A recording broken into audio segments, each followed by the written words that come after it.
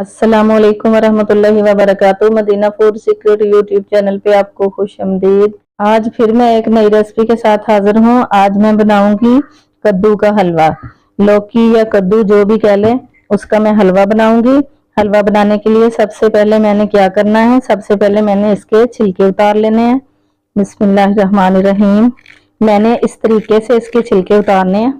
कुछ लोग तो कद्दू को पसंद नहीं करते, कद्दू को ज्यादा से ज्यादा खाना चाहिए। कद्दू जो है हमारे रसूल सल्लल्लाहु अलैहि वसल्लम की पसंदीदा सब्जी थी। बकरे के गोश्त में इसको पका के बहुत शौक से खाया करते थे नबी पाक सल्लल्लाहु अलैहि वसल्लम। इसका छीलने का और काटने का तरीका ये है कि पहले इसके छिलके उतारे जाएं। छिलके उतारने के बाद इसकी डंडी उतारी जाए। कुछ लोग इसकी डंडी पहले उतार लेते हैं, ये तरीका बिल्कुल गलत है।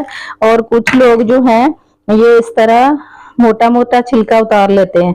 इस तरह मोटा मोटा छिलका नहीं उतारना चाहिए, इसके छिलके में भी बहुत ज्यादा फायदे हैं। इस तरीके से छुरी से इस तरह इसका छिलका उतारना चाहिए, हल्का हल्का सा, ज्यादा नहीं उतारना चाहिए।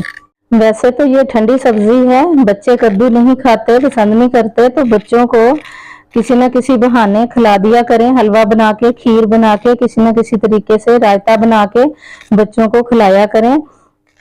सालन इतना बच्चे नहीं पसंद करते, तो इस तरीके से खिला दिया करें।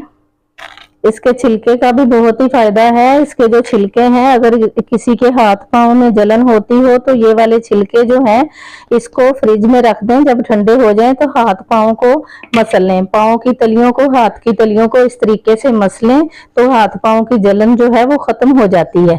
मैं इसको छील छील के पानी में रखती जाऊंगी। पानी में मैं इसलिए रखूंगी कि ये काला ना हो जाए। पानी के बाहर ये बहुत जल्द काला हो जाता है, इसलिए मैंने पानी में रख दिया इसको। तो आपने ये गलती कभी नहीं करनी, इसको पीलर से कभी नहीं छीलना। ये देखें कितना मोटा छिलका उतरता है। ये देखें, इसका कोई फायदा नहीं इतना उतारने का, ऐसे ही उतारना चाहिए। हमारी जो माएँ होती थी, नानियां दादियां, वो कभी ऐसे नहीं उतारती थी, वो इस तरीके से ही उतारती थी छिलका जैसे मैं उतार रही हूँ। मैंने तीनों को छील लिया है। एक तो इस तरीके से ज्यादा छिलके नहीं उतरे, बहुत कम छिलके उतरे हैं।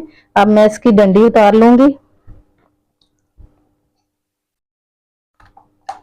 डंडी को मैंने ऐसे करके उतार लेना।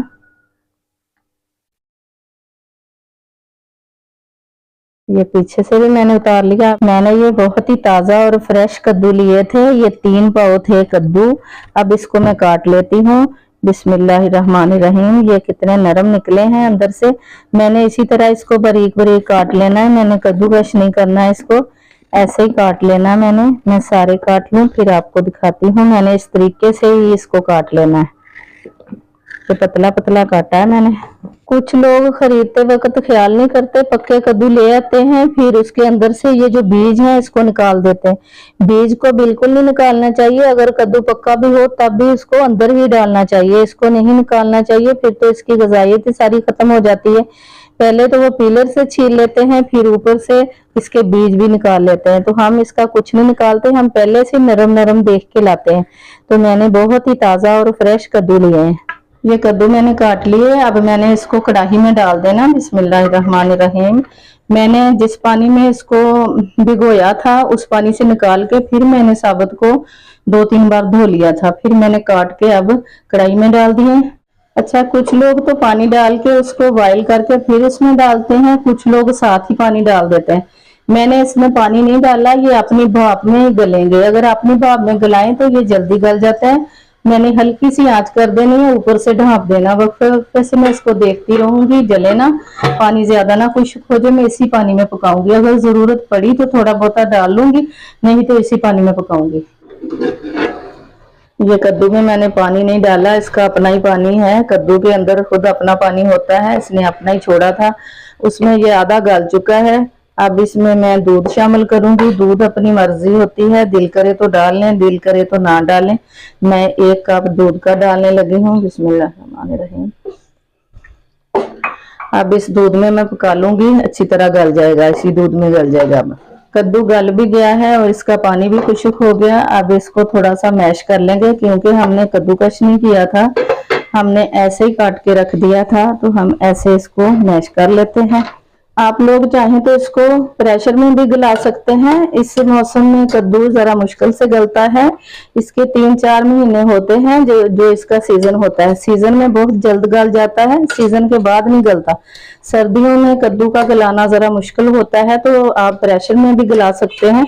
कद्दू को मैंने मैश कर लिया। अब इसमें मैं चीनी डालूंगी। ये 3 पाव कद्दू थे जो इतने से रह गए हैं। मैं इसमें डालूंगी 100 ग्राम चीनी। बिस्मिल्लाह। आप अपने टेस्ट के हिसाब से डाल सकते हैं, जितना मीठा खाते हैं। अब मैं 1 चुटकी इसमें डालूंगी इलायची का पाउडर। जो मैंने 5-6 इलायचियां लेके उसका पाउडर बना दिया था, मैंने कुंडी में कूट के इसका पाउडर बना लिया। ये मैंने इस तरह बना लिया है, ये डाल दिया है। अब इसमें मैं डालूंगी देसी घी। अब इसे थोड़ा सा पकने देते हैं, क्योंकि चीनी भी अपना पानी छोड़ेगी। चीनी अपना पानी छोड़ ले, फिर इसकी बनाई करनी है। इससे अगले वाला काम करते हैं। 1 चम्मच डाल रही हूँ देसी घी का पैन में। इसमें थोड़े से ड्राई फ्रूट रोस्ट करेंगे। ये मेरे पास ड्राई फ्रूट है, इसको थोड़ा सा हम रोस्ट कर लेते हैं घी में, हल्का सा करना है। ये पिस्ता और बादाम मैंने ड्राई रोस्ट कर लिया है। अब थोड़े से मगज डालूंगी।